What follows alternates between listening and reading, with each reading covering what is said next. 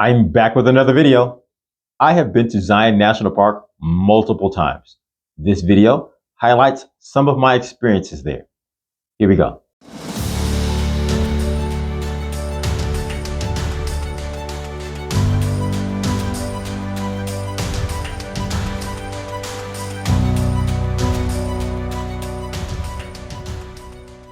Just over a 2.5 hours drive from Las Vegas, Nevada, or a 4-hour drive from Salt Lake City, Utah, lies Zion National Park.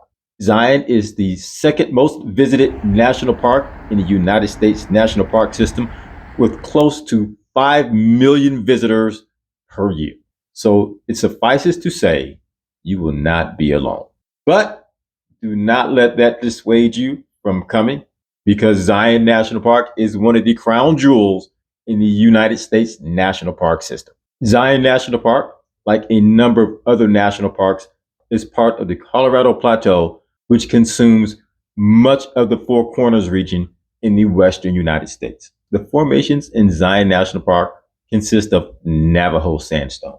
You will find Navajo sandstone throughout the Colorado Plateau. Geologists have told us that 270 million years ago, what we know as the Colorado Plateau was flat.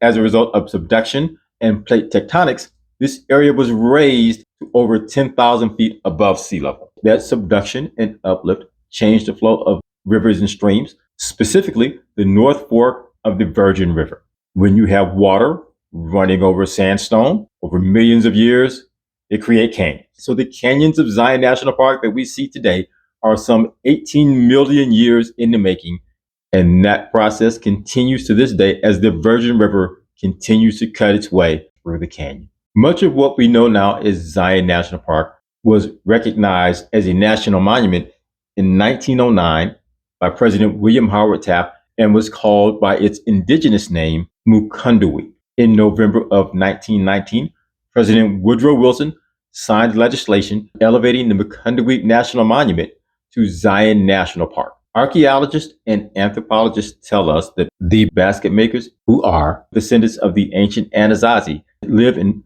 what we see as Zion National Park today. We know that in the last 1500 to 800 years, the Zion Canyon was occupied by the Paiute people. The region was recognized as Zion, which is a Hebrew term, in the 1860s. Zion is quite majestic. It is a canyon surrounded by up to 2,000-foot walls that is in some places only 20 to 30 feet wide. It is a hiker's paradise. There are a few things you should know before you go to Zion National Park. One, there are going to be a lot of people there. Zion National Park measures 229 square miles. However, the vast majority of those close to 5 million people that visit the park, you will find in the 15 square miles of Zion Canyon. It is because of that you cannot drive a personal vehicle into Zion Canyon itself. You have to ride the park shuttle. The Zion Park shuttle leaves from the visitor center just as you enter the park. And let me give you a tip. Go early, because between April and October, that parking lot will be full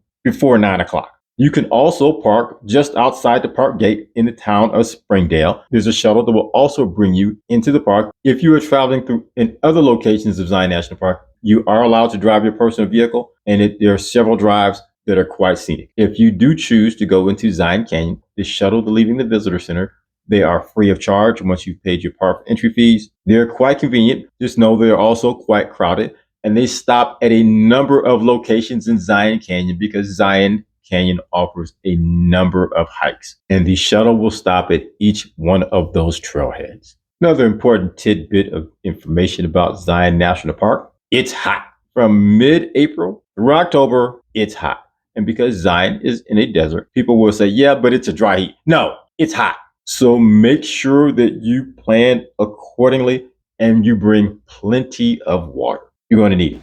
Many of the hikes in Zion National Park are in Zion Canyon itself. And as I said, the shuttle bus will stop at each one of those trailheads. There are also a few hikes outside of the canyon that are certainly worth taking. One of the more popular hikes in Zion Canyon is Angel's Landing.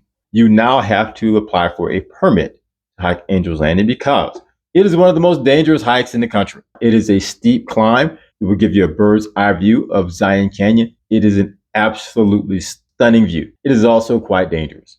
It is so dangerous that at least 16 people have fallen to their death climbing on the Angel's Landing Trail. Another popular hike, and perhaps the most popular hike in Zion National Park, is the Virgin River Narrows Trail. I have done this a number of times, and I look forward to doing it again. To hike in the Virgin River Narrows, you will ride the shuttle all the way to its end at the Temple of Sinawaba. You will get out, you will hike about another mile, you will reach a set of stairs, which basically marks the trailhead. You'll go down these stairs. And something you need to know about the Virgin River Narrows hike, you are hiking in the river. There may be a few times that you step on dry land, but most of this hike, depending upon your height, is in ankle to waist deep water. Let me say this. I have been to 55 of the 63 national parks in the United States National Park System. This is one of my top 5 hikes in all of them. Before you take on this hike, there are a few things that you should know. 1, the complete trail is 16 miles long. Very few people do that. Most people will hike to Orderville Canyon, turn around and come back, which is a full day. That is probably somewhere between 5 to 6 miles in the water. Also know this, that is the coldest water in the world. Well, maybe not. But when you take your first few steps, at least for me and most people that I have seen who have taken their first few steps in the river, which is really only about ankle deep at the time, and you think, I can't do this. But just give it a couple of minutes. It becomes well worth those few minutes of discomfort that you're going to get when you step into the river. Depending upon your height, the water is going to be somewhere between ankle to waist deep. I'm 6 foot tall. The water never rose above my waistline. Most of it was somewhere around knee deep, shin deep water. I've done this hike, I think, 6 times now. And there have been times when the water level has been lower than others. But be assured of 2 things. 1, there will be water, and that water will be cold. Something else when you're hiking the Narrows, wear shoes. Wear water shoes. Do not try to do this barefoot because you're going to be in the water, because most of this hike is over rocks and boulders, and you're going to need something to protect your feet. Many people will hike in swimwear, and that is completely appropriate here because you are going to get wet. So that also means bring something, a waterproof bag to protect your equipment, because you are going to be hiking in water. I would not suggest bringing small children, and here's why. At some point, you're going to have to carry them, and they're going to get heavy because you're carrying all your other stuff. But most importantly, small children tend to swallow water, and that's not something you want to do here. There are a number of bacteria in this water, and these are not things that you and or your children want to ingest. This hike is at a slot canyon. It was carved by the Virgin River. Before you start this hike, check the weather, not just in Zion National Park, but miles upstream, to make sure that there has not been a thunderstorm, because thunderstorms create flash floods in slot canyons. That is something that is potentially dangerous and not something that you want to experience. A very simple way of avoiding that, just check the weather. It doesn't happen very often, but you don't want to be in the canyon that one time that it does. Now that I've scared everyone to death with cyanobacteria and flash floods, just let me say this. I love this hike. And as I said, look forward to doing it again and again. You will have lots of company on this hike, and for good reason. It is beautiful. And it seems that at every bend, there's another part of this canyon that will take your breath away. Typically, when you get to Orderville Canyon, which is a side slot canyon you'll see while hiking in the Narrows, is where most people will tend to turn around. It's very easy to spot. Then you hike back, and as you're hiking back, the canyon will look completely different. So the hike back is just as stunning as the hike in. Feel free to take your lunch, because there are some spots where you can sit on the bank, eat your lunch, sit on some rocks, and take in the view. Highly recommended. Once you've explored Zion Canyon, I would suggest that you take the Zion Mount Carmel Highway, or Highway 9, through the park. It is a 25-mile scenic road that takes you from one side of the park to the other. In the process of driving through this road, you will pass through one of the great engineering feats of its time, a mile-long tunnel that has been bored through the sandstone as you continue through the park. May freak you out a little bit if you're claustrophobic, but other than that, pretty interesting drive. After you've passed through the tunnels, you're going to drive a bit and then you're going to come to Checkered Mesa. And it looks just like that. It is a sandstone checkerboard. There are a number of them. They are 90 to 136 million years old.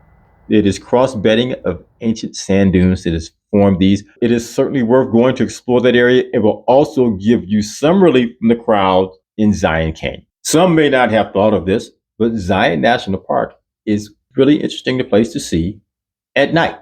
If you've watched previous videos, you know that I enjoy observing the night sky. Zion National Park is a good place to do that. The park is open 24 hours a day, and this place quiets down quite a bit after dark. I think most people come to our national parks and they plan day trips. There's also a lot of interesting things to see at night. Give it a try. Thank you for watching. I enjoy bringing you this type of content. Please take a moment to click that like and subscribe button so I can continue to do so. Thank you. Because of its proximity to Las Vegas, Nevada, Zion National Park is relatively easy to reach. And although there are lots of people here, it is worth tolerating the crowd. Just remember to dress appropriately and bring plenty of water because it's more than likely to be very hot. Because Zion is so easy to reach, I'm sure I will be back here again soon. But until then, I will leave you with these.